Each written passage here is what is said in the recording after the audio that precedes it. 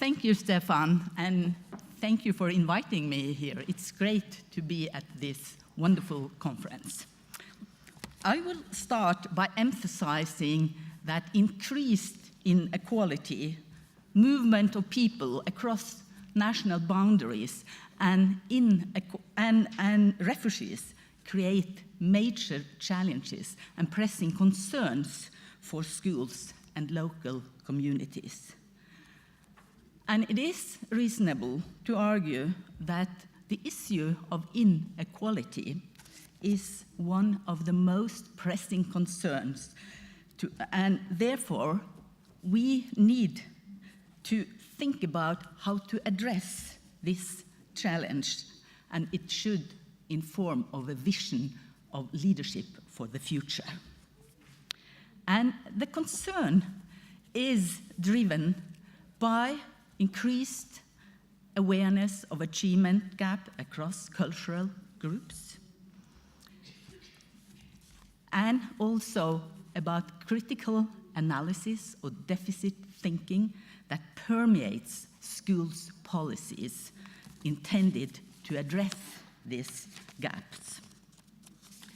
And often policymakers conclude that the existing achievement gaps is the fault of failing schools, and it is argued that expectations are too low, teachers are insufficiently qualified, curricula are badly designed, classes are too large, school leadership is unfocused. But I will follow the economist Richard Rothstein when he emphasizes that this perspective is misleading because it ignores how social class characteristics in a stratified society actually influence student learning in schools. So a main argument in this presentation is that such challenges can no longer be addressed in isolation at the local school. It requires a coordinated global response. And although we should never underestimate the power of schools and educators to influence student learning and learning environment, as we have heard a lot about at this conference, the oath of schools factors associated with poverty or racism will always play a powerful role, and hence will limit what can be achieved in schools.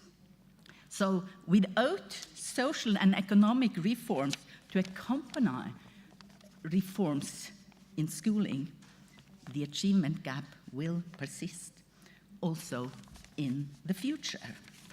So therefore, we need to ask, what is the direction which policymakers, administrators, and educational leaders should take in order to serve the needs for all students? And the purpose of this presentation is to put notion of social justice and equity at the forefront of our thinking in terms of school, educational leadership, and student learning in the future. It is a normative point of departure because it is about raising questions about purpose, content, and relationships in education.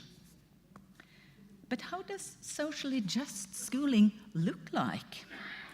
Here I will draw upon the definition provided by Martin Scanlon and George Theoharis. And they say socially just schooling is evident when educational opportunities flourish for all students, when ambitious goals are held and met by all students, when all students and families are made to feel welcome in the school community, and when students are proportionately distributed across all groupings in the schools, and when one dimension of identity, such as one's race or home language or gender or sexual orientation, does not directly correlate with undesirable aspects of schooling, such as being bullied, struggling academically, or dropping out of school. It is hard to predict or anticipate the future, and identifying the trajectory and possible effect of current global trends is a risky business, as it represents building on what we know today and hypothesize into the unknown. And further, our images of the future are influenced by the dominant discourse of what counts as educational success today, how we grasp, appreciate, or critique the present, and also by our construction of the past.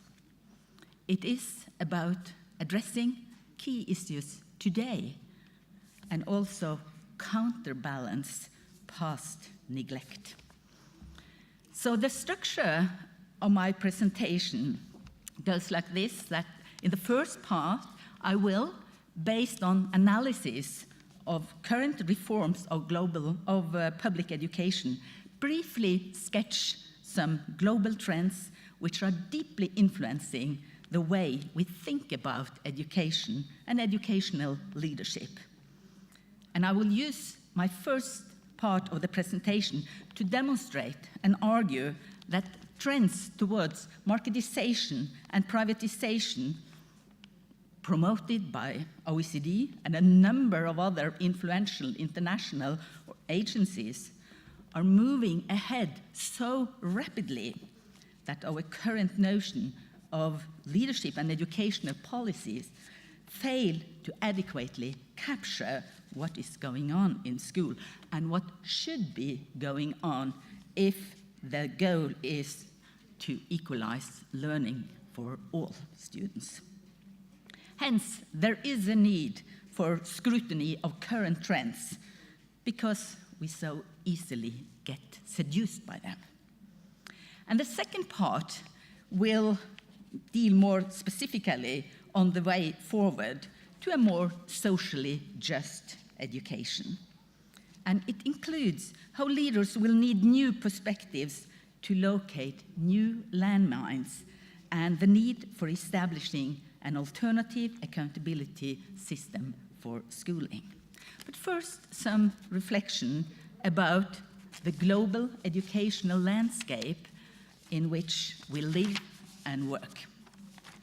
So we know, and we have heard about it here at the conference as well, key drivers of educational reforms across countries include both globalized educational competition and dramatic advances in information and communication technologies. And these drivers are not new, but the effect of them has intensified in recent years. And the flexibility offered by the technologies enables more individualized learning, and it facilitates the formation of new communities of practice. So we will need to rethink space and time.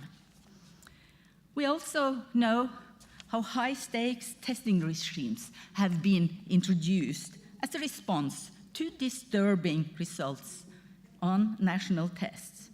And this is the case even though we have many studies that have demonstrated that such strategies for accountability don't work if the aim is to improve education for all students. However, scholars from the economics, for example, Hanushek and Washman, they argue that these policies are held accountable for developments they just made visible but did not create. So therefore, I will agree with Stefan Hoppmann, who has argued that we should explore other ways of using such accountability measures instead of collecting data in a binary mode of evidence for and against the current use of accountability measures, and address how such development came about, but also the leeway that is available for school leaders, teachers, parents, students in the current policy climate. Neither testing nor lack of testing procedures solve the problem of social inequality and difference. The problem with benchmarking is that they tend to produce discouragement as well as incentive to teachers and students struggling academically with various kinds of problems. And in addition, it drives distortion of curriculum as a result of teaching to the test. And it also increases the game-playing strategies of those with the most existing cultural capital to maintain their position. And we know that OECD has gained a prominent position in setting the agenda of educational policy by providing indicators for best practices and by constructing a global policy field of governance by comparing across countries. International league tables based on PISA results influence national debates about education, and the growth of scientific statistics has become a dominating reasoning, and this creates a belief that the more data we gather and the more comparison we do, the more we will know. However, comparisons are less about serving the purpose of education for all students in different contexts. It's more about hierarchies of performances. Differences between educational systems are downplayed in order to establish comparability between cases. And I will argue that within the OECD reports, it is not acknowledged that seemingly politically neutral models of best practices are still politicized. And OECD has published numerous of reports, so let me just show you a few here. And these have been heavily quoted by politicians and administrators, and if you read green papers or white papers from different countries, particularly in the Western world, these are quoted. And to provide an example from Norway and Sweden, it has been demonstrated how national developments in these two countries are intertwined with the OECD policy recommendation. And it demonstrates how education in Norway and Sweden early on served as a role model for education and social welfare within OECD. But with the publication of the first PISA test, the OECD's educational epicenter moved from Scandinavia to high-performing countries, such as Finland, as we all know, or other high-performing countries. So both Norway and Sweden have now become countries in need of advice from the OECD in order to raise their educational performances. And although the basic Nordic values for schooling seem to persist, today the ideals of publicly funded schooling and inclusive, comprehensive school systems are challenged by international ideals of competition, outcomes orientation, and accountability. But in addition to OECD, during the last decades, a number of influential international agencies have emerged, ready to offer their help to interpret school results and make recommendation for specific national proposal for educational improvements. And the concept edu-business captures the growing role of non-governmental organizations, for example, like Pearson or McKinsey, and they are actually defining educational standards. And reports from such organizations provide pathways for policy decision makers on how to maintain or improve the organizational features of educational systems. And these organizations, they motivate their existence with the argument that as school systems do not examine themselves in terms of success, the expertise of the company can contribute to international educational improvement. However, the mission is twofold. One aim is to help people to learn, and the other one is to make profit. So the use of data in education has to a large degree evolved into a specific technology for framing education by numbers. And closely related to the creation of edu-business is the exponential proliferation of technological advancements. And internet-based learning technology is rapidly dissolving the boundaries previously attached to national policy development. So it means that geographic boundaries have become blurred, and it has also facilitated the transfer of knowledge and enabled each country to compare students' performance and policies with other countries. But the downside of this development is how international benchmarking may lead to simplistic causal conclusion from aggregated data, and also uncritical transfer and adaptation of best practices. Because the technique of recognizing successful education system is largely based on the numerical data of student achievement.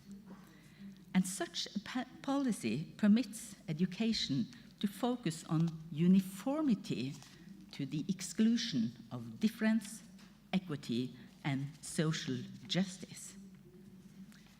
And I will also argue that the leadership models offered by these supranational organizations are usually decontextualized and rarely address political dimension of this type of work. And as a result, they leave school leaders vulnerable in believing that they are engaging issues of power when they are not. And studies across many European countries have shown how principals have been increasingly experiencing a work environment in which contracting, outsourcing, public relations, benchmarking, and test scores have taken center stage. So standards have become a mantra for school reformers, and many countries have been experiencing an increasing trend toward developing a culture of performativity. And a lot of faith is put into assessment tools that provide this data. But as a result, the production of knowledge about schools and systems is affected, and problems such as educational disadvantage tends to be framed as technical issues. So, the analysis I have provided so far of current reforms of public education might give a rather gloomy picture, and it might lead to a pessimistic view of schools for the future. However, there are alternatives for pursuing a broader person of education. But first, a warning. We should not engage in a romantic retrospect for good old public education that we might have lost or are about to lose. We know that public education in the past too often was incapable of effectively promoting practices that were culturally responsive or ethically sound. In shaping the school of the future, school leaders will need new perspectives to locate new landmines. And it includes reading and understanding the larger social and policy environment in which school leaders work.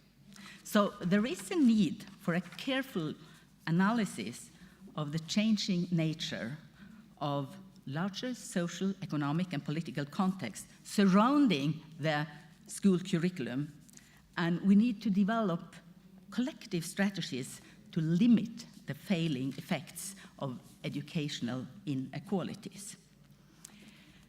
Market-based discourse do more than shape policy and curriculum. They may also influence the way we all think and understand ourselves as professionals. And it may replace an ethos of public service by the discipline of the market. And although future educational leaders will have to deal with the realities of marketization and privatization, also in the future, they and we all do not have to buy into the corporate myths that business community is promoting. But the public has a right to know how well schools are educating future citizens. And that's why collecting data about school improvement and student achievements is important. However, those who shape accountability systems for schooling should also be held accountable for doing it in a responsible way. It is necessary to operate on two fronts simultaneously. And it is possible to imagine a different future for education, one that is not ruled by neoliberal ideology. The inequality which the educational system has generated and reproduced has, for example, become the core of social movement led by students. And I heard at the European conference this year about the student movement in Chile. I heard about social movement led by parents in New York City.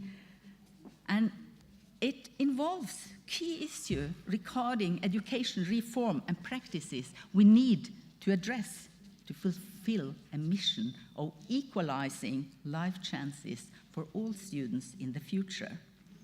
It is about counteracting the cultural and social segregation.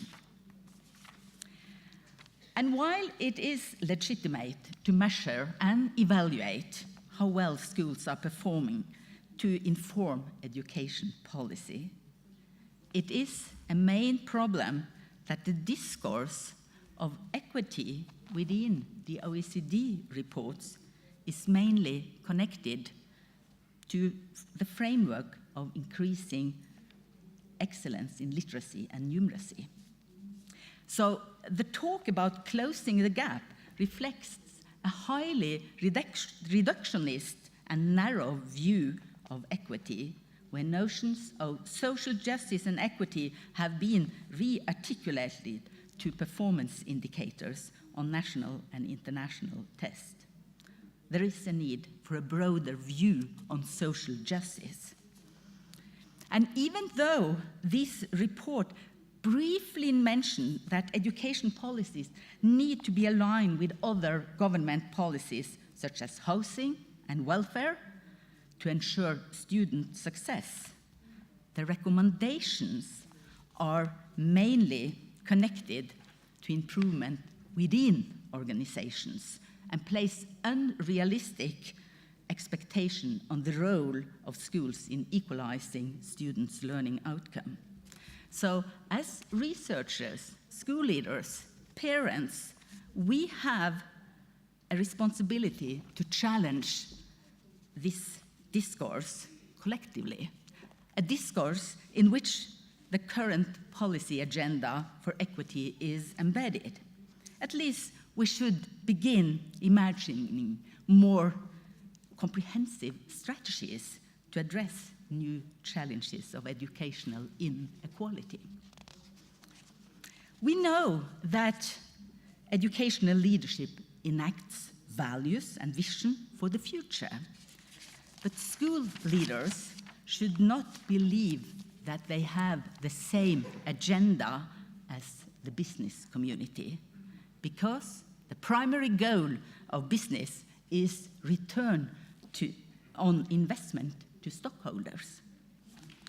First and foremost, we need to recognize that the school as an organization is political, and school leaders must exercise the political skills necessary to navigate the politics of organization. Serving the needs of all students will mean resisting the temptation of corporate ideology. I follow Gert Bista when he emphasizes how the purpose of education is three-dimensional. It concerns context, content, traditions, and the formation of person. And these three dimensions can never be separated.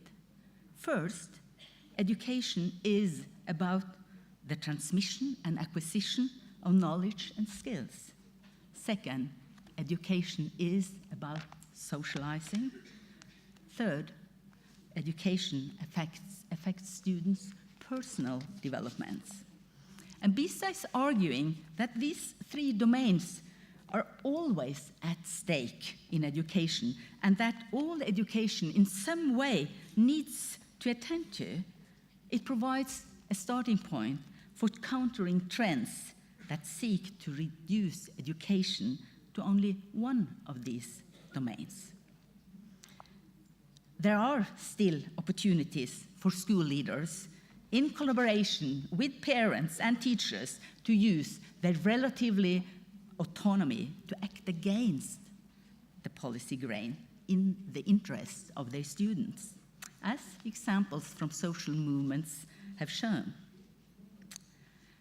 So, in this presentation, I have argued that notion of social justice and equity need to be at the forefront of a way of thinking about education and educational leadership.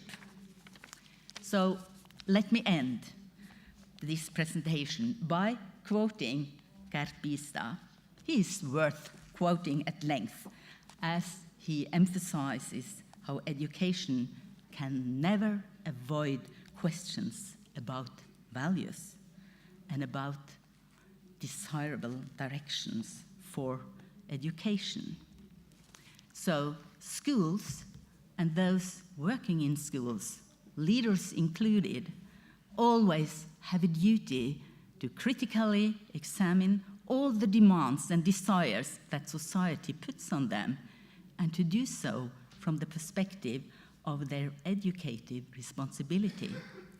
The school, from this perspective, is therefore not just functional for society, but also has a duty to resist. Thank you for the attention.